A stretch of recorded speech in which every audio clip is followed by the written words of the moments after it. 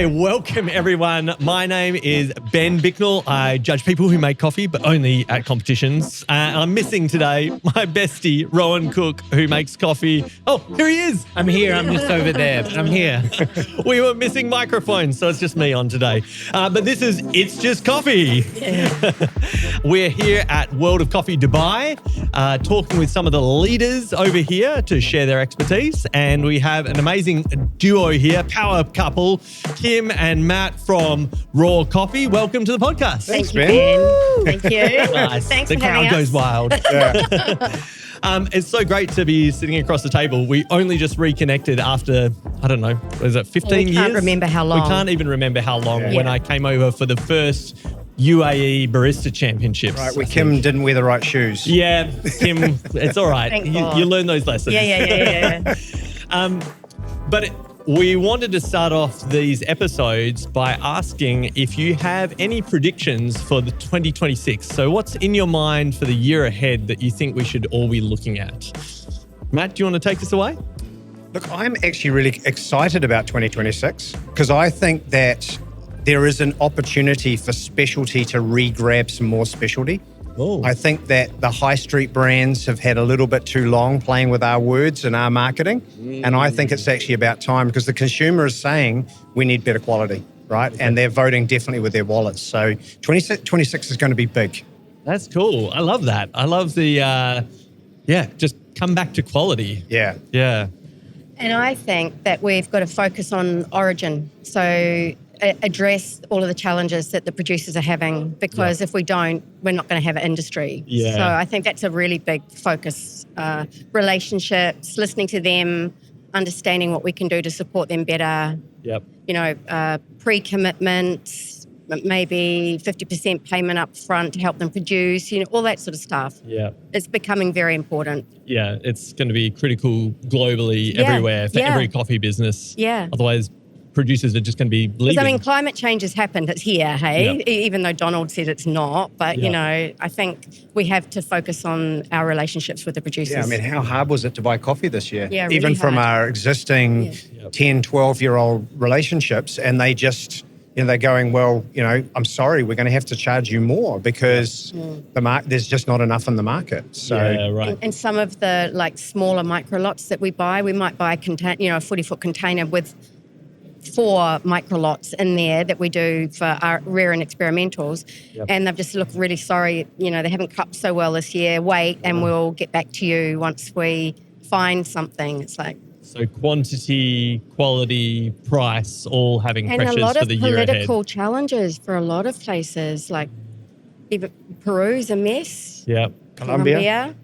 Yeah. We're watching to see what happens with Mexico, Yeah. It's Yeah. wild. Ethiopia We've continues. all got to work together on that and good communication, right? Yeah, absolutely. Yeah. I mean, I can't imagine how bad it would be if we didn't already have those relationships. Yeah. Yeah. At least we've got an open and honest conversation going with our producers who are just saying, listen, this is the reality of it. It's not like we don't want to support you, but we either had a bad season or, things just didn't work out. And that's why we don't exhibit at trade shows, because we spend the money going to Origin instead, because those relationships are really important for us. Yeah. Well, some pretty serious but important predictions. So Yes, we've got the yes, challenges yeah. and the optimism. Yeah, I like it. You're a good duo. We are. Yeah. Well, if we think back, though, to 2007, 2 New Zealanders walk into Dubai and decide to start a specialty coffee roastery. It sounds like the setup for a joke. That's It because you're was a bit of a Australian. joke. Yeah. That's why I can get away with it. But what drew you to Dubai? No, our spouses had jobs here. Right. So, Okay. We had a secure income through them, and I ran a cafe and couldn't find decent coffee. Matt moved here with his wife, who's an air traffic controller. My ex-husband was a pilot. Okay. So we came with them, and I think Matt had a rocket that was playing up. So we'd just taken on the rocket distribution. Yep. So we met, and then it was at the same time that I don't know if you know Joey from Vienna, Joey Welchenberger. Yeah. So she was down here doing some training with Julius Meinl, and she came in to see this woman who'd started a roastery. And I invited Matt to join for the training things that we started to do together. Yep. And then he was doing an online business degree. and asked if he could do one of his papers on raw. So he managed to see fairly early on that there were some things I wasn't good at that he had more experience with, and the rest history. Yeah, so 2007, so now 18 years that you've been going. So it's like an 18-year thesis that you've been writing about business study, is it? He better get an A. It's been, I say to people that I think we've seen 5 different Dubais in 18 years. Oh, okay. Like literally different planets. Specifically around the coffee market? Yes. Or, And the living environment and everything. Like just as we were walking in today, Dubai used to have a lot of glitz and glamour about it, and often the depth of that was quite shallow, but it's not like that anymore. And, some of the stuff that we're seeing today that's being done, you just can't believe that there's something else that they can do and another card that they can lay down. So that's exciting being in the city. But from a coffee perspective, man, we've just seen some incredible stuff. Yeah. And we're working harder than we've ever worked. It's crazy. We really are. Yeah. An 18-year-old business here, you have to stay relevant. Well, that's what I was keen to hear from you. We've got a lot of listeners on the podcast who are business owners or people who are thinking about going into business. But 18 years in specialty is a long duration no matter where you are in the world. How have you kind of kept that fresh and interesting and kept your energy up, I guess, as you've gone through that journey?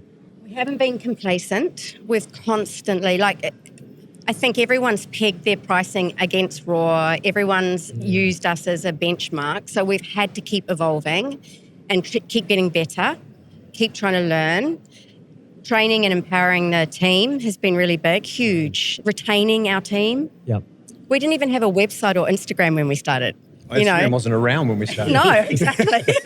That's dating things. Yeah. As we were saying, you had hair, we weren't grey. So, the whole thing. I think we're doing performance coaching. So we're doing business coaching. We've concentrated on how to run a business properly. Yeah. And we've also had an advisory board. We've been part of a network called Endeavour, which has been amazing, business accelerator program. And any business is providing a service or a product to a customer. So once you remove the coffee from the equation, you have to concentrate on all those things that are crucial to be sustainable. Yes. Yeah. It's actually interesting that you say that. We just recently released a podcast with James Hoffman. Okay. And some of his big advice was kind of, if you're really passionate about working in the coffee industry long term, leave it, go out and get great professional expertise in something else like finance or marketing or operations, and then come back and bring that expertise with you. Yeah. And it's the same idea of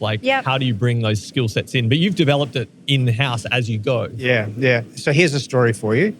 The first Yoga Cafe that Kim and I tried ever was with James at Penny University. Oh, really? Yeah. 2010. Yeah. The Around the World Barista Championships. Yeah. So we sat there and both of us looked at each other and went, we need to change this game. We're not even in this, we're not playing in specialty. We're roasting coffee badly. So what do we do? And we went back and changed all the roasting profiles. Well, that was after, because I did a roasting course with Tim. Yep. And, we went off and, it's like, wow. We were very much on our own. Yeah. I didn't even want to get crop star or have any type of system. So, because I thought, we're called the OGs and we joke that it's the old guy and the old girl sort of thing. Right? But I think we started with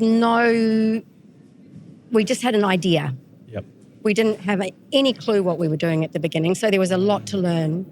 And looking back now, I think we're lucky that we chose the niche that we chose, because coming from New Zealand, we cared about the environment and the water and ethics and not using plastic and all those things that aren't and they weren't common here for sure. We also knew that relationships were going to be important. Yep. So we had to go to Origin and we had to form those relationships. Yeah. And so if you were, we've got, as I said, some people who are either running businesses or maybe going to choose to start a coffee roastery or a business, do you have any particular advice that you'd give them from that moment of learning? What would be a couple of tips that you'd say, this is going to set you up well for your for your coming business? Take whatever budget you've got and times it by 4. And I was going to say 3, but 4 would be better. Everybody says that. Any business says, do it. Cash is going to determine whether or not you can survive. And, I'm actually quite proud that we still to this day just about run our business on a cash flow spreadsheet. Because if you don't have cash, you're dead. Yeah. And, this wonderful city of ours doesn't have a particularly good banking industry for small to medium enterprises. Yeah. So the cost of getting capital is not tangible for a small business. So, we've self-financed everything. We've self-financed, and we've grown very, very slowly and organically for that reason. But it probably is the reason why, the base is really strong. 2 old control freaks. Yeah. We're shockers because we go to Origin and we just buy the coffees that we love. Yeah. Right? And then we stock them in the fridge, and guess what? Other people love those as well. So, often it's still, how many coffees have we got at the moment? 37? 31. There you go. Yep. And that's a bad year. But everything's taken a long time to get to us this year. Our green room is really low. We're a bit... They're on the water, but, shipping's taking a lot longer these days. Flow again. Yes. Green coffee is such a huge cash investment. Yeah. So if you focus on cash flow ramping, not focus on cash flow, but also have 4 times the amount of capital you'd think. Yeah. What are some and other... my thing would be, this is from an advisory board member that was we've driven him crazy, would be that you need to have a really decent marketing budget now. You have to be able to tell a story. I think the roaster's key job is to tell the story of the producer.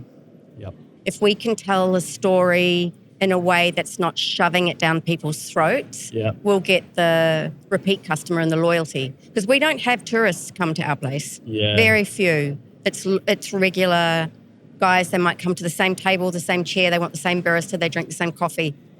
There's a lot of that here, actually. Yeah, that's definitely some useful tips. I think just sage, good advice. Tell great stories. Make sure you're communicating and investing in making that connection, and then cash flow it. Yeah, and make them your story. Yeah. Don't read a trader's description of what the coffee tastes like, because your preparation is going to change that flavor profile dramatically. So your water, your barista, how you actually prepare that coffee, everything's going to change those flavors. Yeah. So don't just read the thing and say, oh, it tastes like grapefruit and bananas. Yeah. Actually cup it and taste it and say, well, to me, it tastes like this. Do you agree? Yeah, okay, let's tell the customers that. And I think even telling why you're excited about it. As you said, you've got these long-term relationships, and telling that story, that personal story, is definitely going to differentiate when someone else is saying, oh yes, I also have an Ethiopian yoga chefi, and you're like, well, this is why ours is different. Yeah. Today's episode is sponsored by our friends over at Marco Beverage Systems. I tell you what, baristas are the unsung heroes. They get absolutely slammed every single day. It's true. They do. They get hammered. And you know what?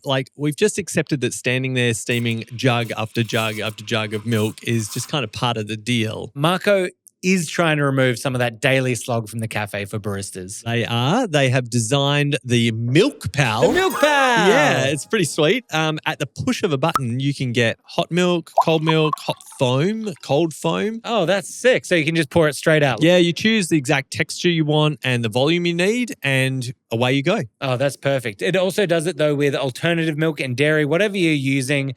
And the best part is, as you said, no waste. You're not tipping milk down the drain and just wasting money. Never a good thing. And it gives baristas the time to do the things that they actually want to do, not just stuck behind a steam wand. So if it sounds like a good fit for your business, go check out marcobeveragesystems.com, learn a little bit more about it, maybe find your new Milk Pal.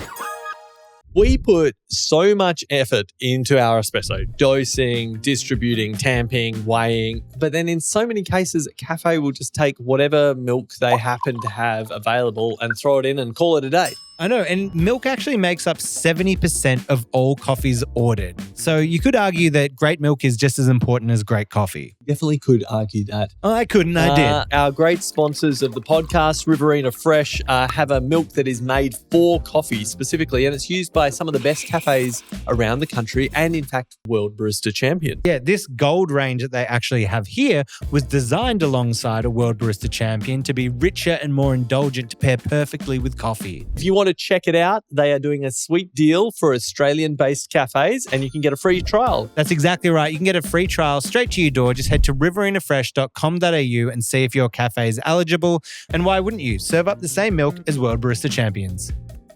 Yeah. We were actually walking in here and wondering if we wanted to think one key thing that we wanted to make sure that we talk to you about. And the way people are consuming coffee here is different now. So I mentioned to you just before we started about them spraying, some flavour onto the beans before they grind. It's becoming a bit of a trend. It's crazy. Why? But yes, as you said, they could just put a pump of vanilla in or whatever they're going to do. But I think we wouldn't have predicted the huge shift towards cold coffee and behaviour because before people would sit to drink a coffee here, they wouldn't walk around drinking a coffee like they do in the UK, and I remember some of the places we'd go to, the way they drank coffee was different, and it's definitely changing here. Yeah. So 40% of our coffees now are served cold. Oh, wow. That's huge. It is. And we've gone from about maybe black coffee was maybe 15, 18%. Now that's black coffee's well over 45, nearly 50% of the coffees that we're selling. Now the roastery is a little bit different because people are coming to us because they know us. But the trend is going away from milk altogether or going to alternate milks. That alternate milks didn't hit in Dubai as quickly as it did in the rest of the world, but it is hitting here now. Well, I was kind of interested to ask about that because obviously getting fresh milk into Dubai has always been a bit of a journey and a mission, right? So maybe that's an understatement. No, we've been to the dairy farms to check, and the cows are actually pretty happy. Really? Yeah. And okay. But our milk is the only milk that actually comes from a cow in this country. Where are they based? In LA. Yeah, in LA. Yeah. Oh, wow. Yeah. And there's sort of an Irish community that tend to have been the ones that were... And all fully automated. They come in, they milk themselves. It's all... Sorry, it's what? Really, the cows milk themselves? Yep. Yes. Yeah. What is happening here? Yeah. We wanted to go down to make sure that because we'd heard, foot rot and dripping water on them to cool them down so they had skin diseases and things like that. That wasn't true. The cows were great. It was a big surprise. Well, I remember when I first came over and met you two, though, and we're judging the UAE Barista Championships, and it was all camel milk that was being served out. It was an intense cappuccino. Yeah. Earthy. Earthy. Earthy. Salty. Yeah. But on the... We actually did a thing recently with a camel milk product, and we ended up doing a salted caramel drink because that was pretty much all. We didn't have to add any salt. That's for sure. Yeah. But it's really rich in vitamin C, and a lot of people swear by it for if you have eczema or skin allergies of any kind. Camel milk's a fantastic thing to have. Interesting. They sell it in the supermarket now. But I was kind of interested to see how alternative milks, because they're they're UHT and they're shelf stable, has that kind of allowed, and because they've improved, has that kind of allowed and supported the rise of specialty a little bit more, where maybe some of your wholesale customers couldn't get access to the fresh cow's milk? Everyone has access to fresh cow's milk. Okay. Everybody. It's a myth that I'm there's been an evolution of it. Okay. Yeah. That's amazing. But It's been a long time. It has been a while. I'm like, what, things changed in the last decade? But I tell you what's really interesting is if you're marketing to a lot of the Levant customers, specifically the Saudi customers, if you give them fresh milk, they don't like it. Yeah. Okay. Because they grew up on a high lactose UHT milk, which is really sweet and sort of that, the flavor that... It's competition milk these days. Yeah. It's the lactose-free, distilled, concentrated. Yes. They were just ahead of the time. Yeah. Yes. But the Saudi market, if you turn up with a UHT milk, they love it. Yeah. Right? Okay. We're talking just a straight, overly sweet UHT milk, and that's what they grew up with as kids, drinking it warm. So We've just moved to Milk Lab milks. Really good. Yeah. The taste of those milks is great. It's so interesting how all of that scene's changed and the flavour and the conversation has changed. And I know that you've both put a lot of effort, and Raw has done a lot of work in training staff, and you built obviously this business from the ground up when there weren't a huge array of skilled professionals. So how important has it been to kind of build up those staff? And obviously some of them have left. You have to set them free. is like, how do you go about kind of, I guess, building the skills, but also the company culture where they can support your specialty vision? My new title is Director of Culture and Brand. And Nice. I think I'm the mum, he's the dad. You know, if we need to do the disciplinary chats or something like that, oh, come on, Matt. It always hurts when we lose people that we've spent time developing and training, but actually it's part of a business, and it's part of here. It's a very transient society here. Yep.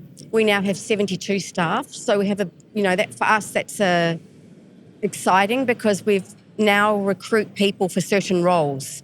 Before, we used to bring people in because we like their personality, and then we'd spend maybe 8 years, and now, I think Purity, our training manager, she's actually now the head of customer experience. Yep. She started as a waitress, she became a barista, she became a trainer, and then she became head of training, and she's just had her second child. So we've had a wonderful 8-year, 9-year, and we're lucky to have people for that long. And some of our team have been with us for 16 years.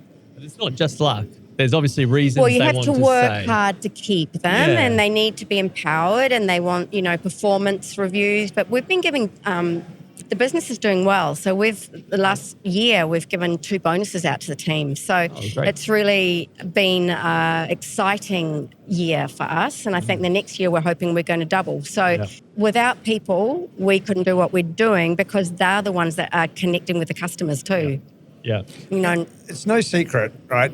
In any business, what your customers are craving is consistency, right? And then the moment you get that consistency right, it's your team. And it's simply your team. And so the comment is, we love coming here because we get the same thing that we're expecting every time, and we love your guys. Yeah. And that's just every single day, that's what we hear. Yeah. And it's what works.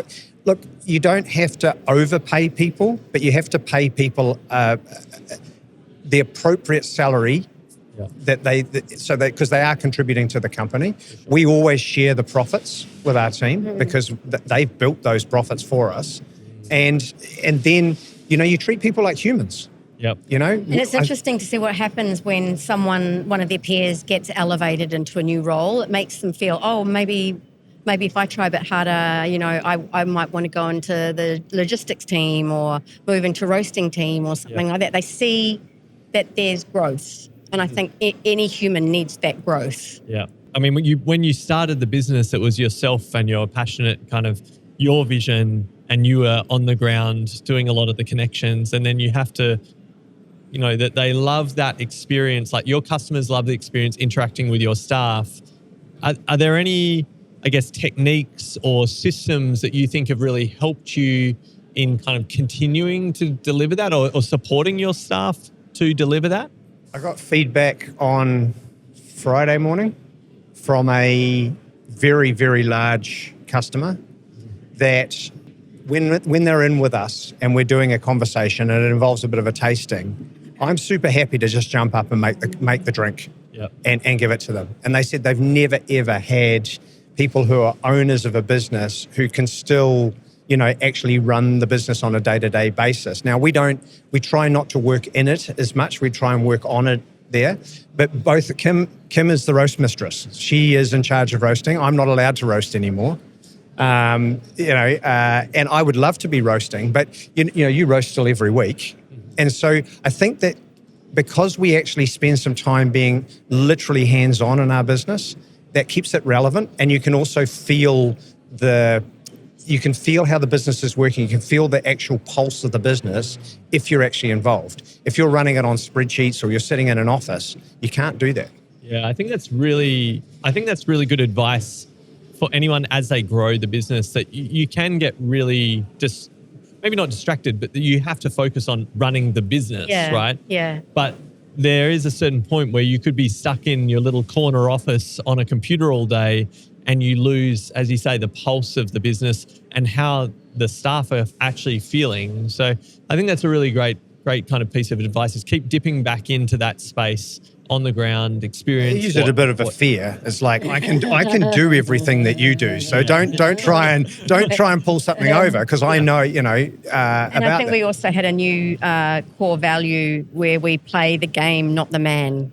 Yeah, that's a great one. play the And we game, not the man. involve the team a lot more when we need to bring someone new into a department. And we've got wonderful, I don't know how many cultures we have working. I think we have 17 different nationalities working in Raw. That's cool. So we have to be careful too that we don't get little cliques of, certain nationalities all working Too together. many New Zealanders all in one bundle. We know what happens we got there. any? We know what happens. And no Enough now. Australians. That needs to be a rule for sure. Don't go anywhere. We're going to have a quick word from one of our sponsors, Apax Lab. Elevate your coffee experience with Apax Lab Mineral Concentrates.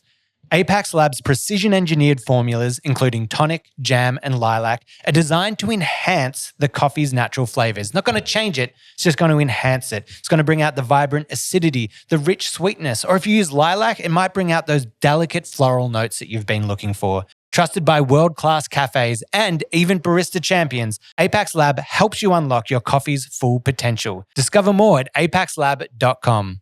Wait, where was that again, Sonam? The internet. Oh, okay. Thought he was going to say the website. Thanks. Cool. Well, I mean, speaking of New Zealand, Matt, you were saying you were just recently back in New Zealand. Is there anything, I mean, I don't know how often you kind of refer to it, but is there things that you miss about like the New Zealand coffee culture and things that you love about like the Dubai scene and how they're a bit different? I had a 7-year gap going to New Zealand. COVID got in the way and just business got in the way as well. So I went back 8 years ago, went to all my friends and, of course, carried coffee and gave them coffee. I went back 7 years ago and found the same coffee a year old sitting in their cupboards and went, okay, I'm not bringing you coffee this time. So when I went back this time, 7 years is a very long gap. And every single one of my close friends turned around and said, did you bring me coffee? And I said, no. And they went, but we've got a machine now. So the trend of going and having a home espresso machine, which is something that I had, but none of my friends did. They would just go to the cafe and they go to a cafe, they go to their local walking distance cafe twice a day minimum, and then probably another 1 or 2 cafes during the day.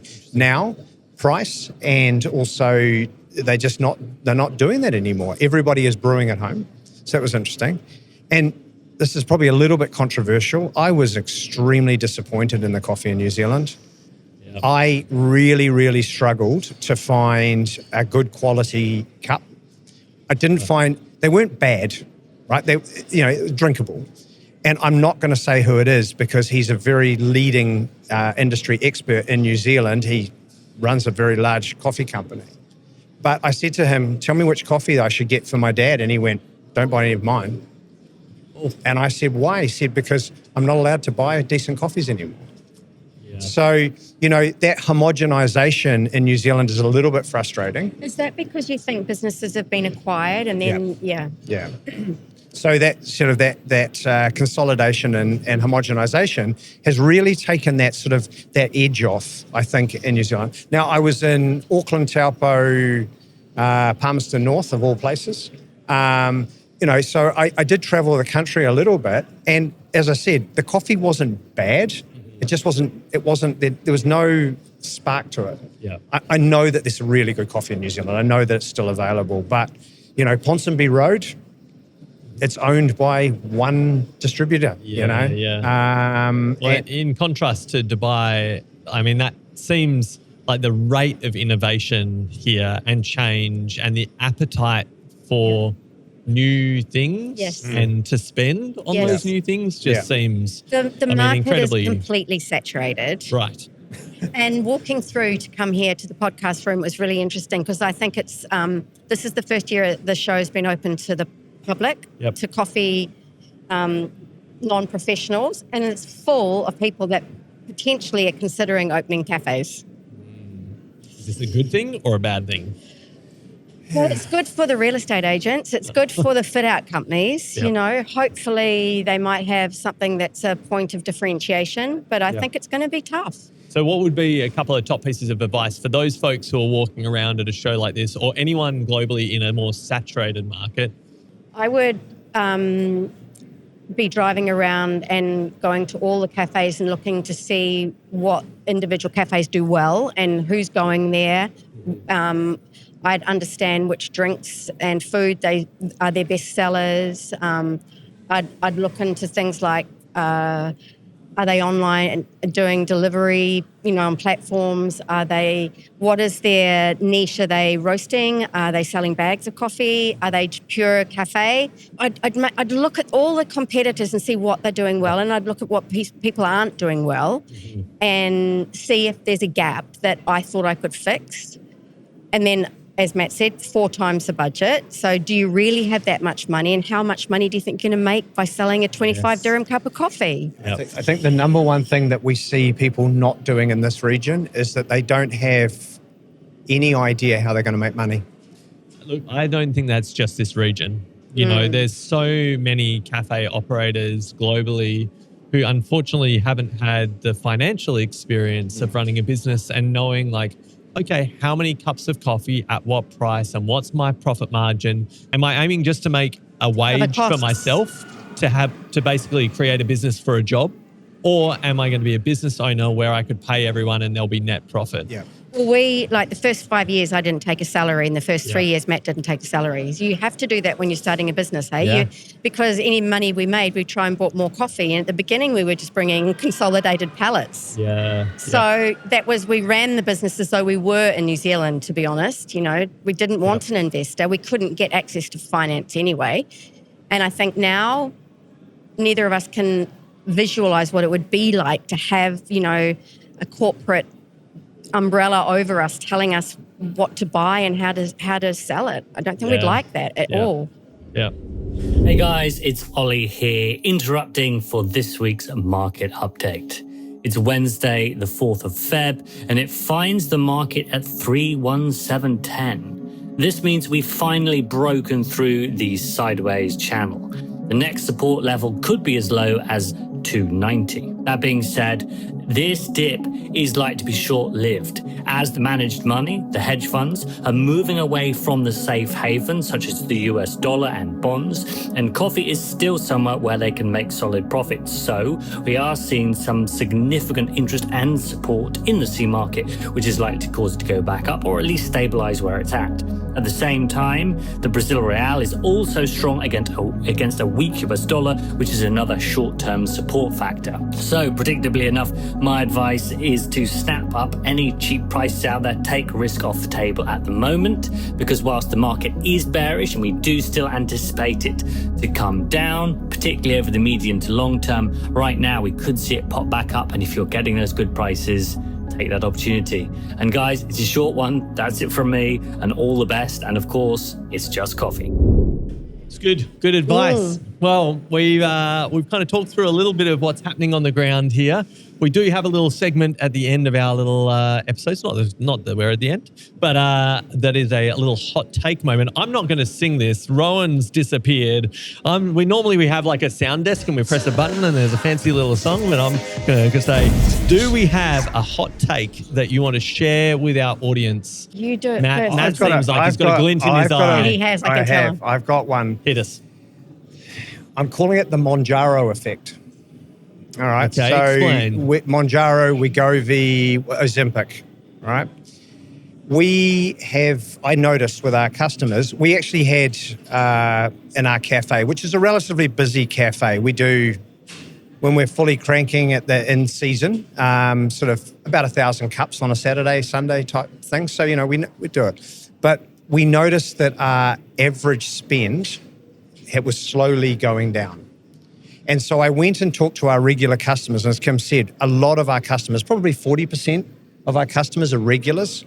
And I sort of said to the regulars, hey, normally you have lunch, and I've noticed, you haven't had lunch. Or I'd do it another way, say, hey, would you want to try we're doing a new dish, can you be my guinea pig? And they'd go, actually, no, I'm using... More intermittent fasting. Yeah, most of them are just like, I'm using Monjaro. So I said to Kim jokingly about 3 months ago, hey, we need to do a Monjaro menu, because those same customers have also switched. They're not drinking a cappuccino, they're drinking an Americano.